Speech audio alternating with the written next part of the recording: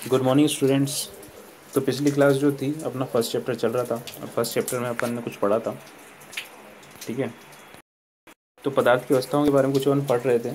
पदार्थ की तीनों अवस्थाएं कैसे बदलती हैं, तो वो अपन ने कुछ पढ़ा था कि द्रव से गैस में बदल सकता है, कोई पदार्थ होता है गैस से ठोस में बदल सकता है, ठोस से वापस द्रव में बदल सकता है। तो द्रव से गैस में बदलने की जो प्रक्रिया होती है उसको कहते हैं वाष्पीकरण। तो वाष्पीकरण जो होता है, पानी को अपन गर्म करते हैं, द्रव होता है पानी, पानी का में बदल जाता है, वाष्पीकरण के बाद गैस में बदल जाता है। तो गैस बनने की प्रक्रिया को वाष्पीकरण कहते हैं। और गैस से अगर आपको वापस से द्रव बनाना है तो उसके लिए क्या करना पड़ेगा, संघनन करना पड़ेगा, संघनन की प्रक्रिया। तो गैस को संघनित करने पर काय में बदला जा सकता है, द्रव में बदला जा सकता है। इसी प्रकार से आगे देखिए। ठीक है, तो यहाँ पर गैस से अपन ये भी बना सकते हैं, सॉरी द्रव से गैस भी बना सकते हैं और गैस से वापस अपन द्रव भी बना सकते हैं। ठीक है, तो ये है बात। उसके बाद आगे अपन ने देखा था जो द्रव होते हैं उनसे ठोस भी बनाया जा सकता है। जैसे एग्जांपल देता हूँ मैं आपको द्रव से ठोस का। जो पानी होता है उसको बर्फ़ में बदला जा सकता है। तो हुआ ना, पानी द्रव हो गया और बर्फ़ जो हो गया और ठोस हो गया।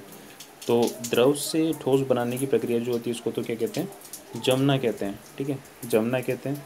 और ठोस से वापस अगर द्रव में बदलना है तो उसके लिए क्या करना पड़ेगा, आपको संकलन करना पड़ेगा। ठीक है, संकलन की प्रक्रिया के द्वारा आप कर सकते हो। अब नेक्स्ट देखिए, नीचे आपको ठोस को गैस में बदला जा सकता है। ठीक है, तो ठोस को गैस में बदलने की जो प्रक्रिया होती है उसको कहते हैं ऊर्ध्वपातन। और गैस से वापस ठोस बनाने की जो प्रक्रिया होती है उसको क्या बोलते हैं, निक्षेपण कहा जाता है। तो ठीक है, इस प्रकार से अपन ने जाना था कि ठोस से अगर अपन गैस में बदलें तो उसको कहते हैं ऊर्ध्वपातन, और अगर गैस को ठोस में बदलना है तो उसको क्या कहेंगे, निक्षेपण कहेंगे। तो ये प्रक्रिया होती है। तो ये बातें अपन कल जान चुके थे। ठीक है, तो तीनों अवस्थाएं एक दूसरे में बदल सकती है। चलिए आगे चलते हैं। आज का अपना है वाष्पीकरण। तो वाष्पीकरण को समझने की कोशिश करते हैं यहाँ पर अपन। ठीक है, वाष्पीकरण क्या चीज़ है, तो आइए जानते हैं। पदार्थ की अवस्था बदलने के लिए सदैव ऊष्मा देना या दाब डालना, बदलना आवश्यक है। तो दो तरीके से आप किसी भी पदार्थ की अवस्था को बदल सकते हो। पहला, या तो आप ऊष्मा देनी पड़ेगी और दूसरा आपको दाब बदलना पड़ेगा, दाब बढ़ाना पड़ेगा या दाब कम करना पड़ेगा। तो दोनों, इन दो तरीक़ों से आप किसी भी पदार्थ का जो है अवस्था परिवर्तन कर सकते हो। क्या आपने दैनिक जीवन में यह ऐसा कोई उदाहरण दे सकते हैं जिसमें बिना क्वथनांक पर पहुँचे हुए क्या कोई द्रव वाष्प अवस्था में बदल सकता है? तो कोई भी द्रव है और अगर क्वथनांक पर ना पहुँचे, तो क्वथनांक पर ना पहुँच कर भी कोई ऐसा पदार्थ है क्या जिससे आप जो है बिना क्वथनांक पर पहुँचे उसको काय में बदल सकते हो, वाष्प में बदल सकते हो। गीले कपड़े सूख जाते हैं। इन दोनों उदाहरणों में, दोनों का एक और का निकल गया। जल को खुला छोड़ने पर यह धीरे धीरे वाष्प में परिवर्तित हो जाता है। तो देखो, जल को अपन खुला छोड़ देते हैं तो कुछ देर बाद अगर आप देखोगे, थोड़ा सा जल एक कटोरी में रख के रखो, पंखे के नीचे उसको रख दो, और अगर आप देखोगे कुछ समय पश्चात या धूप में उसको रख दो, तो कुछ समय पश्चात उसमें से जो पानी होगा वो थोड़ा सा जो अपन डाला था हल्का सा, वो उड़ जाएगा। ठीक है, तो यहाँ पर अपने को क्वथनांक तक पहुँचने की जरूरत भी नहीं पड़ी, उसको उबाला भी नहीं अपन ने। क्वथनांक किसे कहते हैं, जब कोई द्रव उबलने लगता है। ठीक है, तो बिना उबाले वो कायम बदल गया, गैस में बदल गया, वाष्प में बदल गया। तो हाँ, ऐसा हो सकता है कि बिना क्वथनांक पर जाए भी कोई द्रव गैस में बदल सकता है। ठीक है, गीले कपड़े सूख जाते हैं, गीले कपड़े सूख जाते हैं, उसमें जो जल होता है उसको अपने उबाला थोड़ी था, फिर भी वो कायम बदल गया, गैस में बदल गया। इसलिए क्वथनांक तक जाने की ज़रूरत उसको नहीं पड़ी, फिर भी वो वाष्प में बदल गया। इन दोनों उदाहरणों में जल का क्या हुआ? हम जानते हैं कि पदार्थ के कण हमेशा गतिशील होते हैं और कभी रुकते नहीं हैं। कोई पदार्थ है, कोई भी पदार्थ किसी प्रकार का, हमेशा गतिशील होते हैं। भले वो कण एक जगह दूसरी जगह पर नहीं जाएगा, भले अपनी जगह पर ही कंपन करते रहेंगे, लेकिन वो गति करते रहते हैं। कंपन भी एक तरह की गति है। तो एक निश्चित तापमान पर गैस, द्रव तथा ठोस के कणों में विभिन्न मात्रा में गतिज ऊर्जा होती है। तो एक निश्चित तापमान पर अगर देखें तो प्रत्येक कण में जो होती है, गैस, द्रव या ठोस की बात करें, प्रत्येक कणों में गतिज ऊर्जा होती है, मतलब वो गति कर सकते हैं। द्रव में सतह पर स्थित कणों के कुछ अंशों में इतनी गतिज ऊर्जा होती है कि वे दूसरे कणों के आकर्षण बल से मुक्त हो जाते हैं। तो जो दूसरे कुछ कण जो होते हैं, सतह पर जो कण होते हैं किसी पदार्थ की, तो सतह पर उपस्थित जो कण होते हैं उनमें इतनी गतिज ऊर्जा होती है, इतनी गतिज ऊर्जा होती है कि वे दूसरे कणों के आकर्षण बल से मुक्त हो जाते हैं। तो दूसरे जो कण हैं उस पदार्थ के, उसके आकर्षण बल से मुक्त हो जाते हैं और वातावरण में चले जाते हैं। क्वथनांक से कम ताप पर द्रव के वाष्पन में परिवर्तन होने की इस प्रक्रिया को वाष्पीकरण कहते हैं। ठीक है, तो क्वथनांक से कम तापमान पर द्रव के वाष्प में परिवर्तित होने की इस प्रक्रिया को वाष्पीकरण कहा जाता है, तो इसे वाष्पीकरण कहते हैं। तो वाष्पीकरण की परिभाषा आपने देखी यहाँ पर, क्वथनांक से कम ताप पर ही द्रव के वाष्प में बदल जाने को वाष्पीकरण कहते हैं। वाष्पीकरण को प्रभावित करने वाले कारक, वाष्पीकरण को प्रभावित करने वाले कारक, तो नेक्स्ट टॉपिक है अपना वाष्पीकरण को प्रभावित करने वाले कारक। एक क्रियाकलाप के माध्यम से इसे समझते हैं, तो एक क्रियाकलाप करते हैं उसके माध्यम से उसको समझने की कोशिश करते हैं। क्रियाकलाप, एक परख नली लीजिए, उसमें 5 ml जल लें और इसे खिड़की के पास पंखे के नीचे छोड़ दें। तो जैसा कि मैंने अभी बताया भी था आपको, एक परख नली लेनी है, परख नली में 5 ml जल लेना है, उसको खिड़की के पास पंखे के नीचे छोड़ देना है। तो उसके बाद क्या होगा, खुली प्याली में चीनी की मिट्टी प्याली 5 ml जल रखकर उसे खिड़की के पास पंखे के नीचे छोड़ दे। खुली प्याली लो, खुली प्याली में भी ऐसे करो, 5 ml जल डालो और उसको पंखे के पास छोड़ दो। तीसरा काम क्या करना है, खुली चीनी मिट्टी प्याली में 5 ml जल रख कर उसे अपनी कक्षा की किसी अलमारी में रख दीजिए। और तीसरी अपन ने खुली प्याली ली, उसमें क्या किया, उसमें भी 5 ml जल डाला और 5 ml जल डाल के अपन ने उसको कक्षा की अलमारी में छोड़ दिया। कमरे का तापमान नोट कीजिए, और जहाँ आपने ये चीज़ें रखी हैं वहाँ के कमरे का आपको तापमान नोट करना है। इन सभी परिस्थितियों में वाष्पीकरण में लगे समय दिन को नोट करें। तो कितने समय में किस पात्र में से वाष्पीकरण हो गया, पूरा पानी ख़त्म हो गया, उस समय को, दिन को, इन सारी चीज़ों को नोट करना है, कितना टाइम उसमें लगा। बारिश के दिन भी इस प्रक्रिया को करके अपने प्रेक्षण लिखिए। तो बारिश के दिनों में अगर आप इस चीज़ को करोगे तो टाइम और जो आपकी ने प्रेक्षण किया उसमें परिवर्तन आ जाएगा। वाष्पीकरण के निम्नलिखित तथ्यों के बारे में आप क्या अनुमान लगा सकते हैं। तापमान का प्रभाव, सतह का क्षेत्र और वायु की चाल, इन सभी पर ये निर्भर करता है कि वाष्पीकरण कितनी स्पीड से हो रहा है, कितने समय में हो रहा है। तो ये सारी बातें हैं।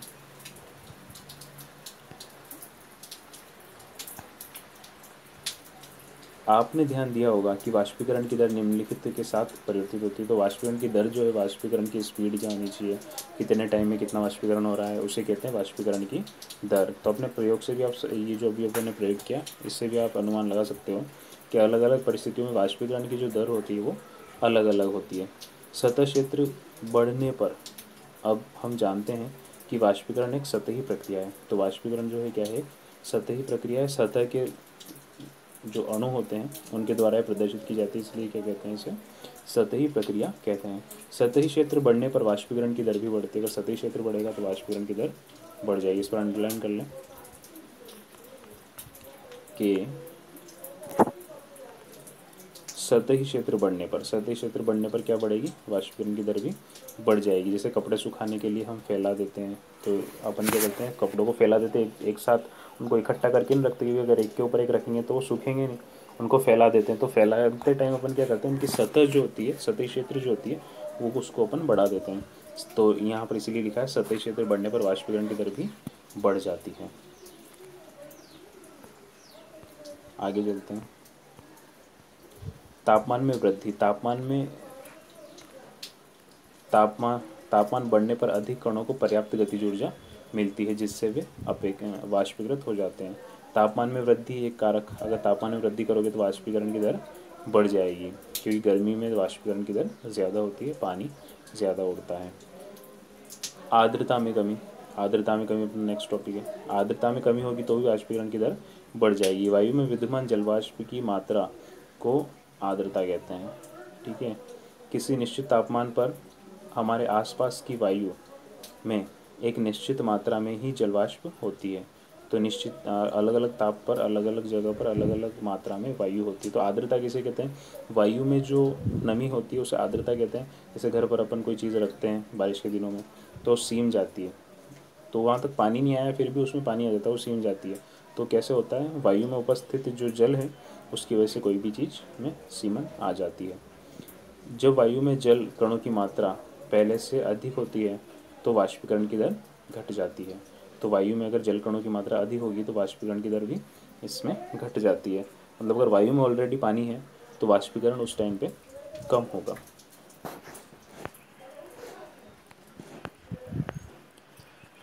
वायु की गति में वृद्धि। हम जानते हैं कि तेज वायु में कपड़े जल्दी सूख जाते हैं। वायु में तेज, ये तीसरा कारक है, नेक्स्ट कारक है अपना वाष्पीकरण में परिवर्तन के लिए। तो वायु की गति में अंतर होगा तो वाष्पीकरण की दर भी कम ज़्यादा हो सकती है। तो अगर तेज़ हवा चलती है तो उस टाइम पर वाष्पीकरण ज़्यादा होता है। जैसे अपन कपड़े डालते हैं तो कपड़े क्या होते हैं, जल्दी सूख जाते हैं। तो कपड़े जल्दी सूख जाने का क्या कारण है, क्योंकि वाष्पीकरण हवा चलने पर ज़्यादा होता है, इसलिए कपड़े जल्दी सूख जाते हैं। और हवा नहीं चल रही है तो कपड़े लेट सूखते हैं, मतलब वाष्पीकरण कम है। तो वायु की गति, वायु के तेज होने पर जलवाष्प के कण वायु के साथ उड़ जाते हैं, जिससे आसपास के जलवाष्प की मात्रा बढ़ जाती है। ठीक है, तो जहाँ भी वायु चल रही है वहाँ पे आसपास क्या होगा, जलवाष्प की मात्रा घट जाएगी।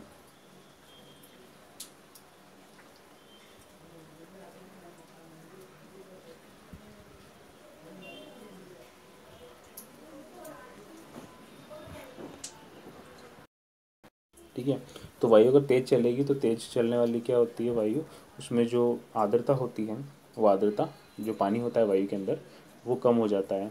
जैसे कि हवा चल रही है तो हवा में उपस्थित जो पानी वो कम हो जाएगा, तो वो हवा क्या करेगी, और ज़्यादा पानी को ले सकती है। तो अपने जो कपड़े होते हैं जो अपन सुखाते हैं या कहीं पानी भरा हुआ है तो वहाँ से वो पानी को खींचती है, तो वो चीज़ें सूख जाती हैं, वाष्पीकरण की मात्रा बढ़ जाती है। वाष्पीकरण के कारण शीतलता कैसे होती है, तो वाष्पीकरण के कारण शीतलता कैसे होती है, आइए इस बात को जानते हैं। तो आपने देखा होगा कि अगर अपन अपने हाथ पर पानी डालें और पंखे के नीचे अगर उसको अपने हाथ को रखें तो आपको ठंडा ठंडा सा महसूस होगा, और कुछ जल्दी वो सूख ही जाएगा, बहुत ही जल्दी वो सूख जाएगा हवा के चलते। तो ऐसा इसलिए हो पाता है कि जिस सतह से वाष्पीकरण होता है वो सतह जो होती है वो ठंडी होती है। ठीक है, तो आइए इसको डिटेल में समझते हैं। वाष्पीकरण के कारण शीतलता कैसे होती है। खुले हुए बर्तन में रखे हुए द्रव में निरंतर वाष्पीकरण होता रहता है। वाष्पीकरण के दौरान कम हुई ऊर्जा को पुनः प्राप्त करने के लिए द्रव के कण आप आसपास में ऊर्जा अवशोषित कर लेते हैं। इस तरह आसपास के ऊर्जा के कण अवशोषित होने के कारण शीतलता हो जाती है। ठीक है, तो जो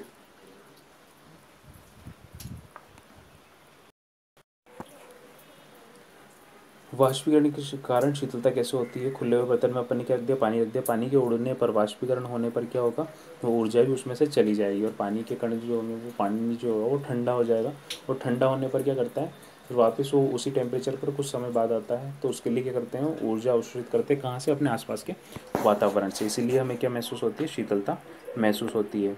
अब आप एसीटोन या नाखून की पॉलिश हटाने वाले द्रव को अपनी हथेली पर गिराते हैं तो क्या होता है। तो अगर अपन एसीटोन को अपनी हथेली पर गिराते हैं, जो अपन नेल पॉलिश हटाने के लिए यूज़ करते हैं उसे एसीटोन कहते हैं, तो वो ठंडा ठंडा सा महसूस होता है।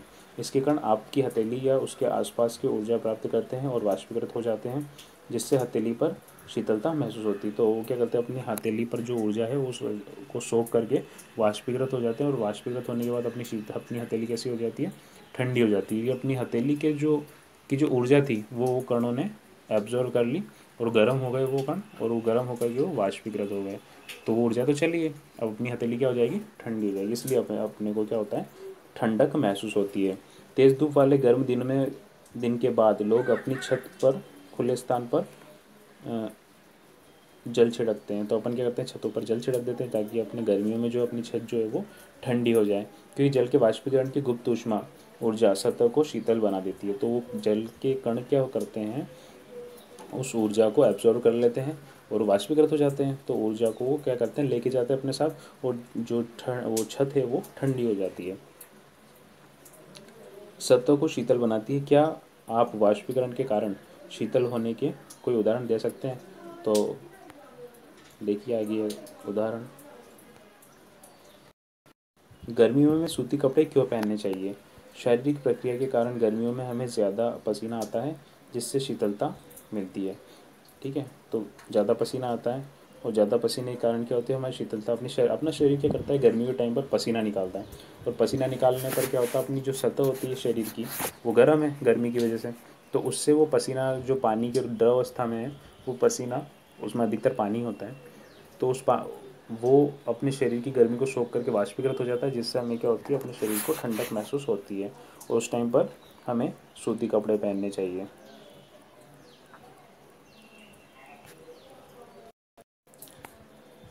वाष्पीकरण के दौरान द्रव की सतह के कण हमारे शरीर के आसपास की ऊर्जा प्राप्त कर देते हैं, वाष्प के में बदल जाते हैं। वाष्पीकरण की प्रसुप्त ऊष्मा के बराबर ऊष्मीय ऊर्जा हमारे शरीर के अवशोषित हो जाती हो जाती है, जिससे शरीर शीतल हो जाता है। चूँकि सूती कपड़े क्या होते हैं, जल का अवशोषण अधिक करते हैं, अधिक वो जल को अवशोषित कर लेते हैं। जो सूती कपड़े होते हैं उनकी एक खासियत होती है, वो जल को अच्छे से अवशोषित कर लेते हैं। इसलिए हमारा पसीना भी अवशोषित होकर वायुमंडल में आसानी से वाष्पीकृत हो जाता है। तो सूती कपड़े पहनने से क्या फ़ायदा है कि जब अपन सूती कपड़े पहनते हैं तो जो अपना पसीना आता है वो पसीने को फटाफट एब्जॉर्व कर लेते हैं, सूती कपड़े सोख लेते हैं, तो अपने शरीर पर वो चिपका नहीं रहता है जो पसीना होता है, और एब्जॉर्व करने के बाद वो वापस उसको वाष्पीकृत कर देते हैं, बाहर के वातावरण में छोड़ देते हैं। ठीक है, वायु के साथ वो वाष्पीकृत हो जाता है, सूख जाता है। तो इसलिए हमें सूती कपड़े पहनने चाहिए, और उससे अपन को ठंडक का अनुभव होता है, गर्मी नहीं लगती है। बर्फीले जल में भरी गिलास की बाहरी सतह पर जल की बूंदें क्यों नज़र आती? तो आपने देखा होगा कि जैसे अपन फ्रिज में से बोतल निकालते हैं, उसको ग्लास में डालते हैं पानी को, तो पानी को डालते ही बाहर अगर आप देखोगे तो पानी की छोटी छोटी बूंदें आकर के इकट्ठी हो जाती है, पानी आकर के जम जाता है। तो आइए जानते हैं इसका कारण क्या है। किसी बर्तन में हम बर्फीला जल डालते हैं तो जल्दी ही बर्तन की बाहरी सतह पर जल की बूंदें नजर आने लगती हैं। वायु में उपस्थित जलवाष्प की ऊर्जा ठंडी